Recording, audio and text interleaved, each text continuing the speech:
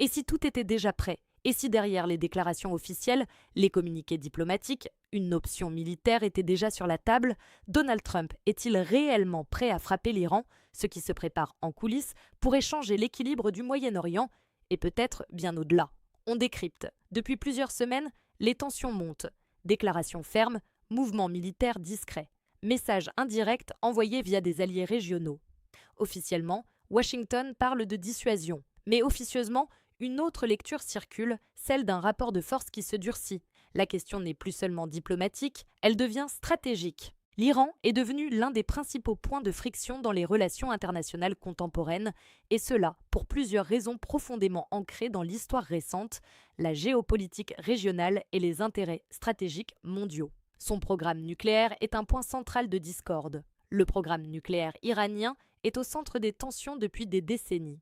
Les États-Unis et leurs alliés occidentaux ont longtemps soupçonné Téhéran de vouloir développer des capacités nucléaires militaires sous couvert d'un programme civil. Cela a mené à des sanctions internationales, à la signature puis à la rupture de l'accord sur le nucléaire, le JCPOA, et à une surveillance accrue par l'Agence internationale de l'énergie atomique.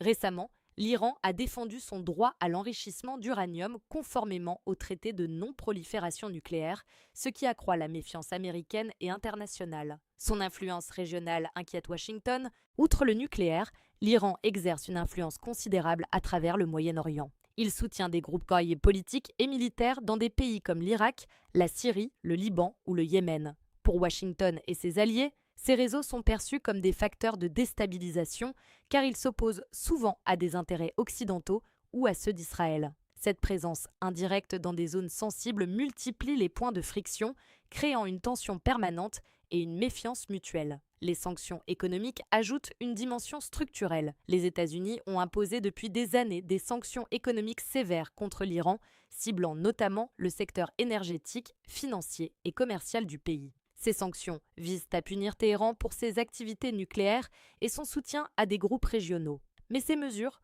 ont aussi contribué à renforcer la perception iranienne d'un encerclement stratégique, consolidant la posture défensive de Téhéran et accentuant sa détermination à ne pas céder rapidement.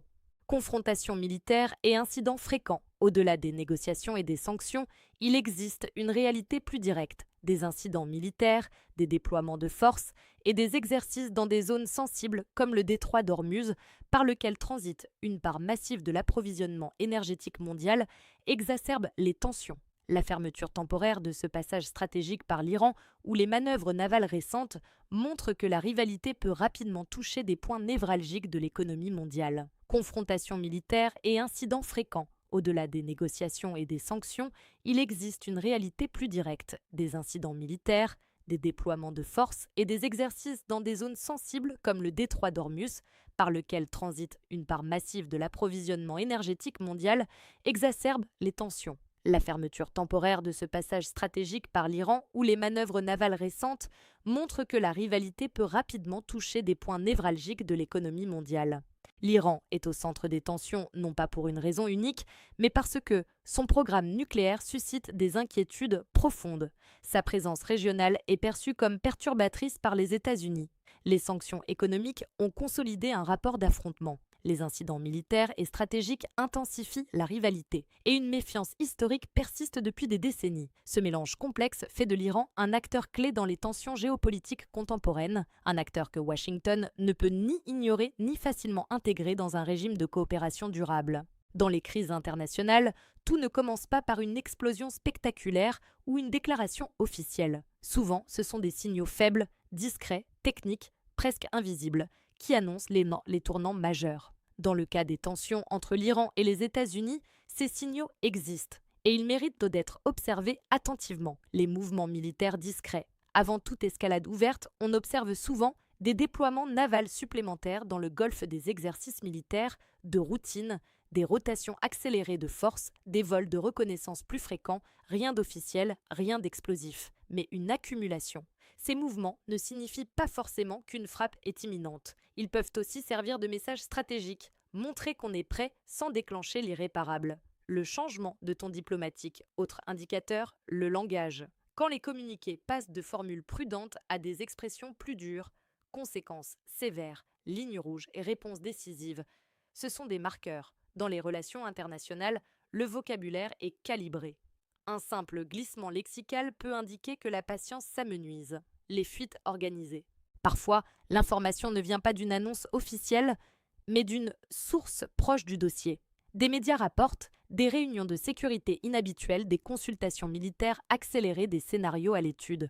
Ces fuites ne sont jamais anodines. Elles peuvent être volontaires, destinées à tester la réaction de l'opinion publique ou d'un adversaire. Les signaux économiques, les marchés financiers sont souvent plus rapides que les gouvernements. Une hausse brutale du pétrole, des tensions sur les assurances maritimes, des primes de risque qui augmentent. Quand les investisseurs commencent à anticiper un choc, cela signifie qu'un risque perçu est en train de monter. Les repositionnements régionaux, les alliés parlent entre eux. Si l'on voit des réunions d'urgence entre partenaires du Golfe, des contacts intensifiés avec Israël, des déplacements diplomatiques discrets, c'est que chacun cherche à se préparer à plusieurs scénarios. La diplomatie parallèle est souvent le premier baromètre d'une crise qui couve. Le rythme des déclarations iraniennes. Côté iranien, certains indices peuvent aussi apparaître, mise en avant de nouvelles capacités militaires, tests de missiles annoncés, discours plus offensifs à destination de l'opinion interne. Parfois, le message est destiné à l'extérieur. Parfois, il vise surtout à consolider la posture intérieure. Mais dans les deux cas, le ton compte. Pourquoi ces signaux sont importants ? Parce que les grandes crises ne surgissent presque jamais sans préavis. Elles sont précédées d'une accumulation de micro-indices. Isolés, ils ne veulent rien dire. Ensemble, ils dessinent une tendance. Le véritable danger ne réside pas forcément dans un plan secret prêt à être déclenché, mais dans une dynamique qui s'emballe progressivement, parfois sans que les acteurs eux-mêmes n'aient l'intention d'aller jusqu'au bout. Les signaux faibles, ce sont des mouvements militaires discrets, un durcissement du langage, des fuites stratégiques, des réactions des marchés, des consultations diplomatiques accélérées. Ils ne prouvent pas qu'un conflit est imminent, mais ils indiquent que le niveau de tension évolue. Et en géopolitique, ce sont souvent ces petits détails qui annoncent les grandes secousses. Pour comprendre la dynamique actuelle autour de l'Iran, il faut revenir à une expression clé. Pression maximale. Ce n'est pas qu'un slogan, c'est une doctrine. La logique de pression maximale repose sur une idée simple. Accroître la contrainte économique, diplomatique et militaire au point de forcer l'adversaire à négocier. Sous Trump, cela s'est traduit par des sanctions économiques massives, le retrait de l'accord nucléaire iranien, une pression constante sur les exportations pétrolières iraniennes, des menaces crédibles de représailles militaires. Le message était clair, nous allons augmenter le coût jusqu'à ce que vous cédiez. Le cœur de cette stratégie n'était pas militaire, il était financier. Sanctions bancaires, gel d'avoirs, pression sur les partenaires commerciaux, exclusion du système financier international. L'objectif, asphyxier progressivement l'économie iranienne pour réduire sa marge de manœuvre stratégique. Dans cette logique, la guerre n'est pas le premier outil. La contrainte économique l'est. Autre élément central, l'imprévisibilité. Trump a souvent cultivé une image de dirigeant capable de décisions rapides, inattendues. Cette posture vise un objectif stratégique, rendre l'adversaire incertain. Car en géopolitique, l'incertitude peut être un levier puissant. Si l'adversaire ne sait pas jusqu'où vous êtes prêt à aller, il peut hésiter. Mais cette méthode comporte aussi un risque, l'erreur d'interprétation. La pression maximale s'inscrit aussi dans une vision très transactionnelle des relations internationales. L'idée n'est pas nécessairement de renverser un régime, ni d'entrer dans une guerre longue. L'objectif affiché, créer un rapport de force suffisamment dur pour obtenir un nouvel accord plus favorable. Dans cette perspective, la tension devient un outil de négociation. Mais la pression maximale a ses limites, elle peut renforcer la posture nationaliste de l'adversaire, pousser à des réponses asymétriques, radicaliser les positions, diminuer l'espace diplomatique. Quand la pression devient permanente, elle peut aussi réduire les voies de sortie. Et c'est là que le calcul devient délicat. La pression maximale fonctionne si l'adversaire estime le coût insoutenable. Il voit une porte de sortie crédible. Il considère la négociation préférable à l'escalade, mais si l'adversaire estime pouvoir tenir ou s'il considère la confrontation politiquement utile, la pression peut produire l'effet inverse. La question n'est pas seulement « Trump est-il prêt à frapper ?», la vraie question est « utilise-t-il la menace comme outil de négociation ou entre-t-on dans une spirale où la pression devient difficile à contrôler ?» La logique de pression maximale repose sur un équilibre fragile, montrer de la fermeté sans déclencher l'irréversible. Et en géopolitique, cet équilibre est rarement stable très longtemps. C'est ici que tout devient dangereux. Parce qu'en géopolitique, une crise ne commence presque jamais par une décision claire et assumée de faire la guerre, Elle commence par une série de petites décisions, des signaux, des réponses, des surenchères, et parfois une erreur. Imaginons le scénario, un incident en mer, une frappe ciblée contre une position stratégique, une attaque indirecte via des acteurs régionaux. La riposte arrive, puis la contre-riposte, chacun affirme agir en réponse. Personne ne veut apparaître faible. Et progressivement, le niveau de tension monte. C'est ce qu'on appelle un cycle d'escalade. Le problème, une fois enclenché, il devient politiquement difficile de freiner. Les crises internationales ne sont pas seulement rationnelles, il y a la pression de l'opinion publique, la crédibilité politique, l'image de fermeté, le calcul électoral.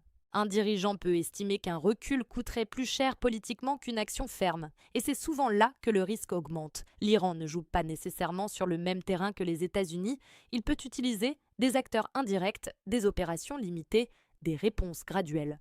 Cela rend l'escalade moins visible, mais pas moins réelle. Une action indirecte peut provoquer une réaction directe, et la perception compte autant que les faits. C'est le point le plus critique. Chaque camp peut penser que l'autre bluffe, ou qu'il n'ira pas plus loin.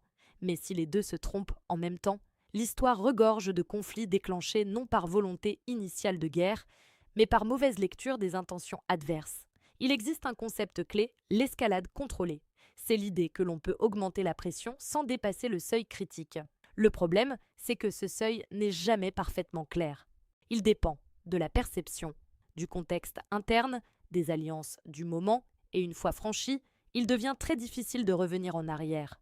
Le vrai risque n'est pas nécessairement une décision consciente d'entrer en guerre. Le vrai risque, c'est l'accumulation, pression maximale, réponse graduelle, signaux militaires, rhétorique dure. À force de jouer au bord du précipice, le moindre faux pas peut devenir décisif. Et c'est précisément ce qui rend la situation si sensible. Parce qu'en matière d'escalade, ce n'est pas la première action qui compte le plus, c'est la troisième ou la quatrième, celle où plus personne ne veut reculer. On parle souvent missiles, base militaire, stratégie navale, mais en réalité le nerf de cette confrontation, c'est l'économie. Et c'est peut-être là que tout se joue. L'Iran se trouve au cœur d'une zone vitale, le golfe Persique, à proximité immédiate du détroit d'Ormuz, par où transite une part essentielle du pétrole mondial. Cela signifie une chose simple, la moindre tension peut faire trembler les marchés. Pas besoin d'une guerre totale. Une menace crédible suffit parfois à faire grimper les prix du baril. Et quand le pétrole augmente, les coûts de transport montent, l'inflation repart, les marchés deviennent nerveux. La crise devient mondiale en quelques heures. Depuis des années, les sanctions économiques sont l'outil principal contre l'Iran. Objectif: réduire ses revenus pétroliers, isoler son système bancaire, limiter ses capacités de financement. Mais les sanctions ont un effet paradoxal. Elles affaiblissent l'économie, tout en poussant le pays à développer des circuits alternatifs. Commerce indirect, partenariat stratégique, économie de contournement. À long terme, la pression peut renforcer l'autonomie. Pour Washington, le facteur économique est doublement sensible. Une escalade militaire pourrait faire exploser les prix de l'énergie, fragiliser les marchés financiers, créer une instabilité intérieure et dans un contexte déjà tendu sur le plan économique, un choc énergétique serait politiquement coûteux.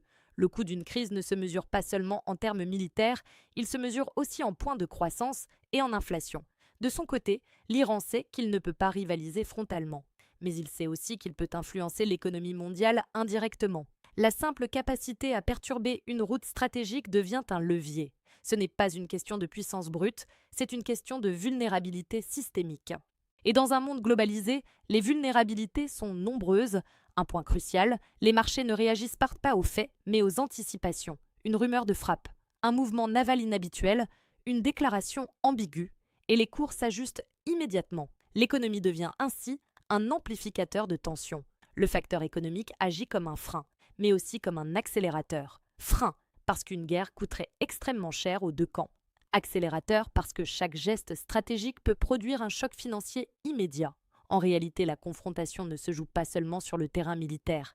Elle se joue dans les salles de marché, dans les prix à la pompe, dans les équilibres budgétaires. Et c'est souvent là que la pression devient la plus tangible. Car quand l'économie vacille, la crise cesse d'être lointaine. Elle devient quotidienne. C'est la question centrale.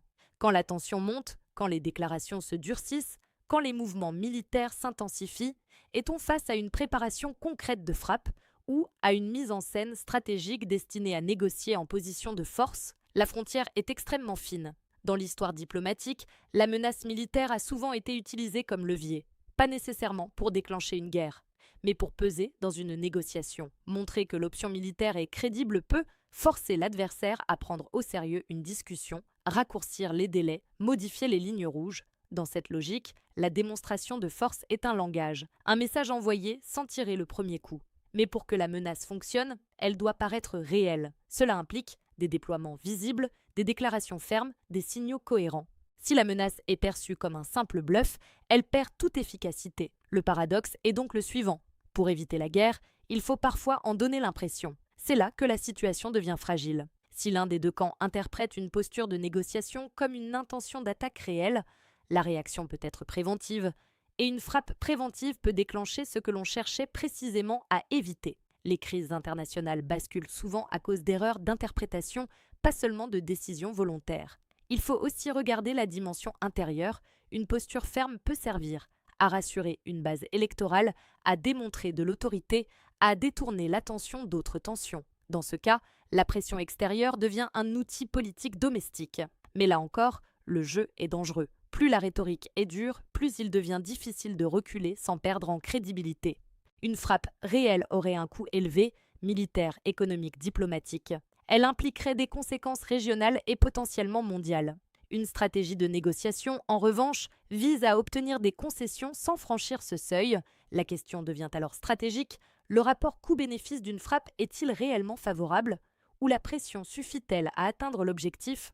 Le problème, c'est que dans une crise tendue, la distinction entre posture et action peut s'effacer. Une démonstration de force peut provoquer une réaction disproportionnée. Une réaction peut être interprétée comme une escalade et le cycle s'emballe. Alors frappe réelle ou stratégie de négociation, la réponse dépend d'un élément clé, le contrôle. Tant que chaque camp estime maîtriser le tempo, la crise reste dans le domaine stratégique. Le jour où le tempo échappe aux calculs initiaux, elle peut devenir incontrôlable. Et c'est précisément ce point d'équilibre qui rend la situation si sensible aujourd'hui. Derrière les déclarations martiales, derrière les mouvements militaires, derrière les spéculations sur une frappe, ce qui se joue réellement dépasse largement un simple face-à-face entre Washington et Téhéran. Ce n'est pas seulement une crise, c'est un test stratégique.